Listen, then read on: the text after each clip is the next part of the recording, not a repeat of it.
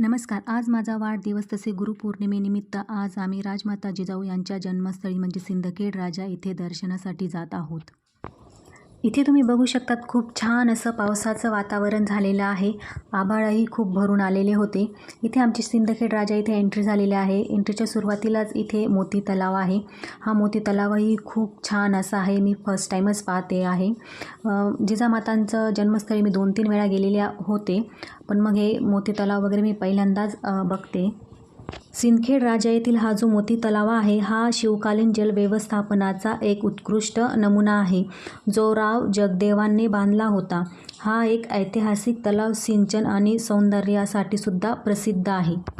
तलावाच्या बाजूने ह्या ज्या भिंती आहेत त्या एखाद्या किल्ल्याच्या तटबंदीसारख्या मजबूत दगडी बांधकाम करण्यात आलेले आहे.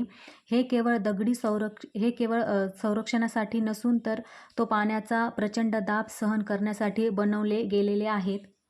या तलावाचा मुख्य उद्देश शेतीला पाणी पुरवणे हा होता. इथे तुम्ही बघू शकतात खूप सुंदर असं दगडी बांधकाम इथे केलेलं आहे. हा जो व्हिडिओ आहे हा खूप सुंदर आहे. हा व्हिडिओ तुम्ही शेवटपर्यंत नक्की बघा. व्हिडिओ खूप मोठा आहे, पण मी ह्या व्हिडिओचे 2 पार्ट करणार आहे, जेणेकरून तुम्ही व्हिडिओ शेवटपर्यंत बघाल.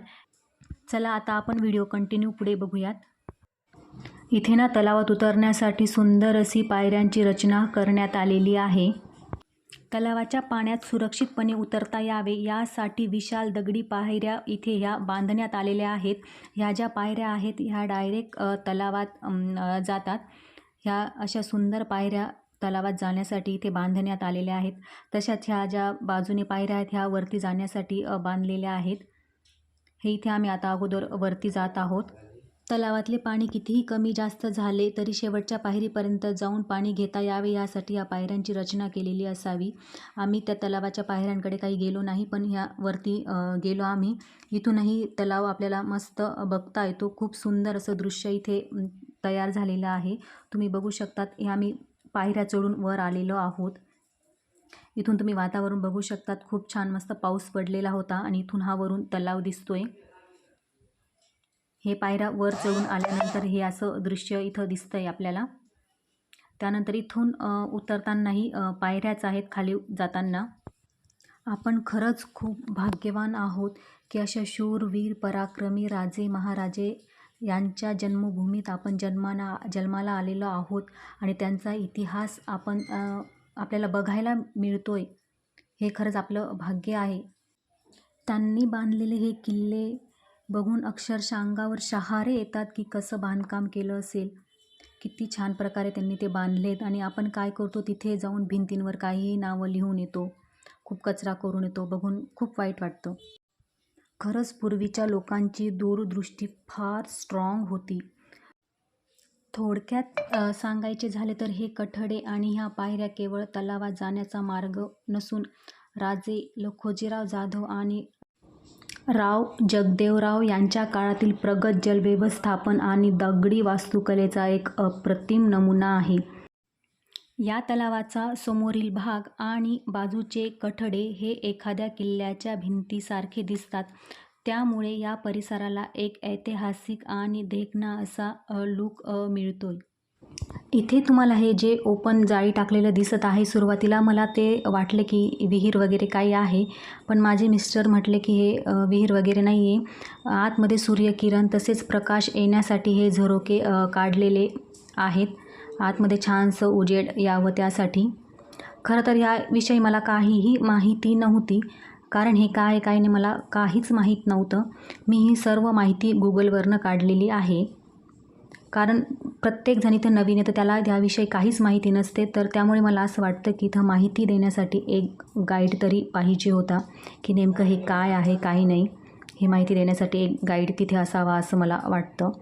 ही जी मी तुम्हाला सर्व माहिती सांगते ही मी सर्व गुगलवर सर्च करून तुम्हाला सांगते. इथे तुम्ही बघू शकतात हे आतमध्ये उजेड येण्यासाठी हे झरोके तिथे काढलेले आहेत. तुम्हाला जर हा व्हिडिओ खरंच आवडला असेल तर हा व्हिडिओ तुम्ही जास्तीत जास्त लोकांपर्यंत नक्की पोहोचवाल अशी माझी अपेक्षा आहे. अजूनही तुम्ही सिंदखेड राजा इथे गेलेला नसाल तर एकदा नक्की जा. एवढा सुंदर असा आपल्याला इतिहासाचा वारसा लाभलेला आहे, तो आपण एकदा नक्की जाऊन बघावा असं मला वाटतं. आपल्या जालन्यापासून अगदी जवळ आहे. 1 ते 1.5 तासात आपण तिथे जाऊ शकतो. तर तिथे जाऊन आपण नक्की बघावं. तिथे जाऊन मला असं जाणवलं की आपल्या प्रत्येक वाढदिवसाला आपण अशा वेगवेगळ्या शिवकालीन वास्तूंना भेट देऊन तिथला इतिहास आपण जाणून घेऊयात. हा इथे जो आहे हा एक खाली जाण्याचा मार्ग आहे. ह्या पायऱ्यांनी आपण इथे खाली जाऊ शकतो. खाली ही खूप सुंदर असे वास्तू आहे. चला.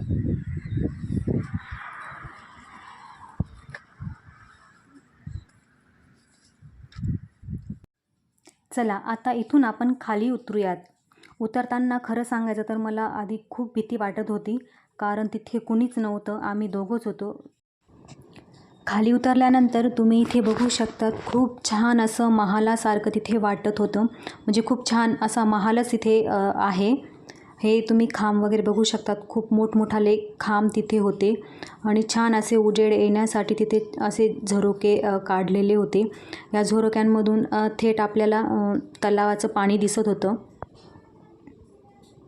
पुन्हा ह्या पायऱ्या आपल्याला वर जाण्यासाठी इथे आहेत.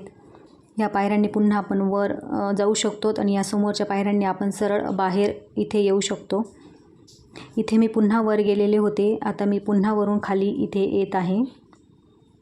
अशा पद्धतीने आपण इथे मोती तलाव बघितलेला आहे. त्यानंतर मोती तलाव बघून झाल्यानंतर आम्ही थेट जिजाऊ सृष्टी येथे जिजाऊ आईसाहेबांचं दर्शन घेण्यासाठी तिथे गेलेलो आहोत. हे मुख्य प्रवेशद्वार आहे तेथील जिजाऊ सृष्टी येथील. आता आम्ही थेट जिजाऊ आईसाहेबांचं दर्शन घेण्यासाठी आज जात आहोत.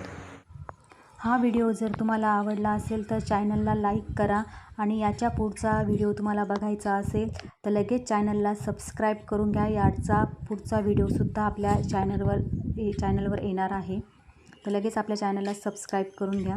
त्यानंतर आम्ही इथे जिजाऊ आईसाहेबांचं दर्शन वगैरे घेतलं आणि आम्ही पुढे जिजामात्यांच्या जन्मस्थानी म्हणजेच राजे लखोजीराव जाधव यांच्या वाडा बघण्यासाठी पुढे गेलो आहोत.